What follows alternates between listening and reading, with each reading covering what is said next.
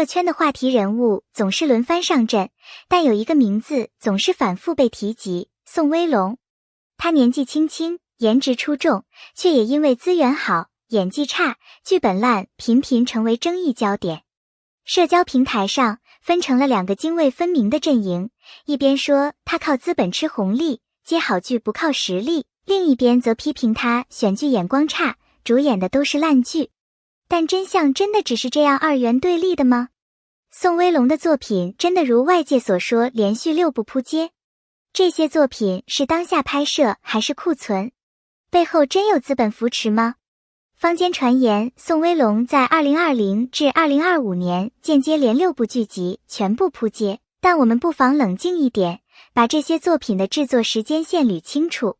事实上，这6部作品中有4部是早在2020至2021年拍摄完成的库存剧，因各种市场调控、平台排期、版权问题等原因，迟迟未播出或被压剧，集中在2024至2025年一口气上线，从而给人一种频繁扑街的错觉。而且，有些剧并非真正意义上的扑，而是由于排播时段、宣传不给力、平台流量分配等多重原因，导致了热度不及预期。把这些归咎在演员头上，实在太过片面。一个演员的表现力如何，不能只看剧的收视率和口碑。宋威龙在这些剧中的表现，从形体动做到情绪控制，均有显著进步。尤其在我的邻居不是人类中，他展现了不同以往的幽默与自黑感。而苍兰诀前缘中的古装造型也被业内盛赞国风高级。那么，为何会被认定为烂剧？多数观众对剧集的好坏判断是主观且感性的，而宋威龙挑选剧本时，也未必能100%预判市场走向。况且，很多剧本在拍摄完成后会被剪辑、二改，甚至换导演、换编剧，这些都不是演员能掌控的。资源好、资本重这类标签其实是双刃剑。资源好不等于没有努力，资本看中也可能是因为它具备商业价值与市场潜力。宋威龙的确有不少优质资源，头部平台剧、热搜体制、品牌代言不断。但这些机会不是空降，而是源于他过往累积的高流量、高粘性粉丝群体与一贯的正面形象。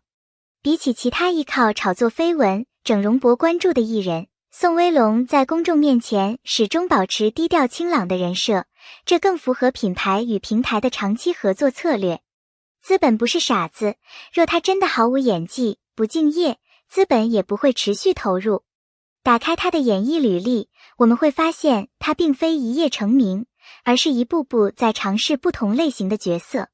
从青春偶像到悬疑刑侦，再到古装权谋，他的角色跨度越来越大。在张公案中，他饰演的江湖少年不仅动作戏扎实，情绪层次的表达也愈发自然。夜行书生中的吸血鬼男主，面临人性与欲望冲突，也有非常克制的细腻演绎。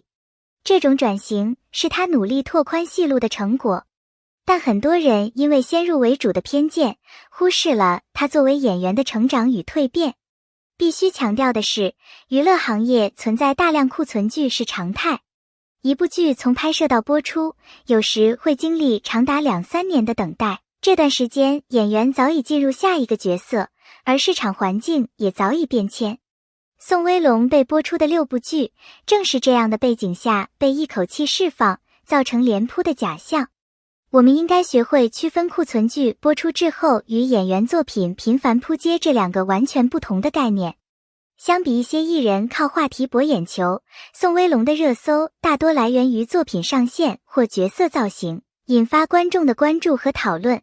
这说明他本身就具备话题性，而非炒作性。他在采访中也多次表达，宁愿尝试有挑战的角色，也不愿重复自我。他追求的是演员的厚度，而非一时的数据红利。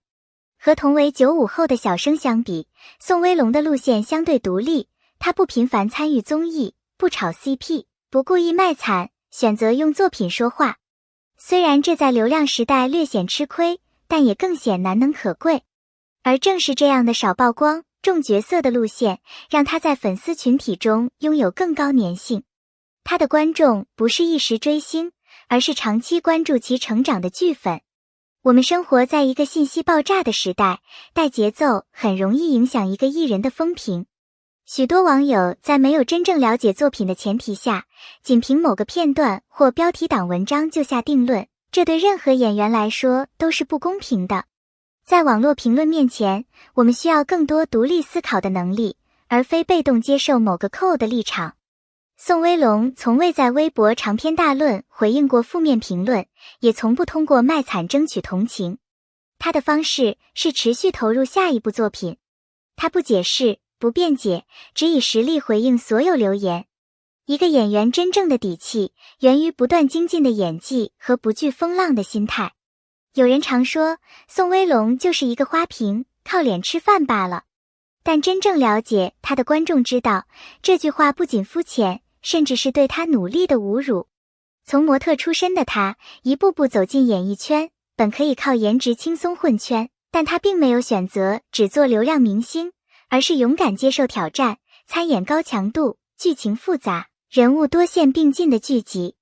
他在以家人之名中的李尖尖哥哥一角，层次分明，既有兄长的温柔，也有内心压抑的痛苦，广受好评。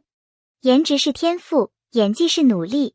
宋威龙从未满足于被称为帅哥，他要用角色证明自己能演好戏。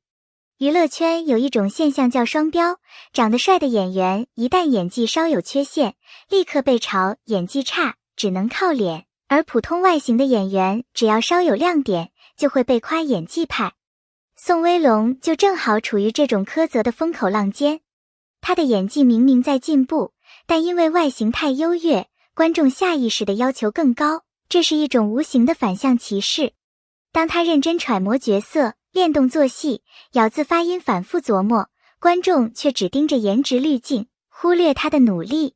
所以，问题不是他不够好，而是部分人不愿意承认帅哥也能有演技。有人疑惑，怎么他粉丝不替他说话？其实，宋威龙在越南和海外并没有特别庞大的粉圈，许多粉丝只是静静支持，不参与骂战，不刷流量榜，也不习惯用激烈言辞反击。我们希望大家明白，不是没有粉丝为他说话，而是粉丝更愿意用行动而非网络暴力支持他。很多越南粉丝表示，他们看到不实信息时只能默默伤心，因为语言、平台的限制，很难第一时间反驳。我们只希望每个路人在看到这些偏颇言论时，能多一分思考，少一分盲从，替他说一句公道话。每一部作品都是演员的写照，是他们成长的注脚。宋威龙没有用社交平台营销自己，也不靠炒作恋情博热度，他选择用作品说话。他拍了哪些戏，我们一目了然；他塑造了哪些角色，我们都能回忆起来。尽管有些剧集未能成为爆款，但他始终保持稳定输出，从未停歇。每一次出镜都有新尝试，每一次上线都不怕争议。这正是一个演员最难得的职业态度。我们在澄清宋威龙6连扑街不实言论时，并不是为他洗白，而是希望还原事实。反黑不等于无脑粉，还原不等于包装。真正的理性是在面对负面舆论时，选择了解前因后果，再做判断。如果连作品都没看完，采访都没听过，就急于下定论，那我们就是被舆论操控的看客，而不是独立的观众。宋威龙不是完美无缺的演员，但他绝不该承受全网差评的标签。2025年对宋威龙来说或许是挫折年，也是逆转年。因为他过往积压的作品集中上线，导致声誉受到打击，但同时也让我们看到了他的韧性、厚度与承受力。据业内人士透露，宋威龙目前已签下多部剧本深度、题材独特、班底一流的新剧，预计2026年陆续上线。从青春偶像到现实题材，从都市情感到刑侦推理，他正在脱离流量剧演员的固有标签。黑粉眼中的扑街王，或许正酝酿一次彻底的蜕变。2020年到2025年，对很多人来说，或许是疫情中焦躁的一段岁月，但对宋威龙来说，是不断学习、拍戏、等待的5年。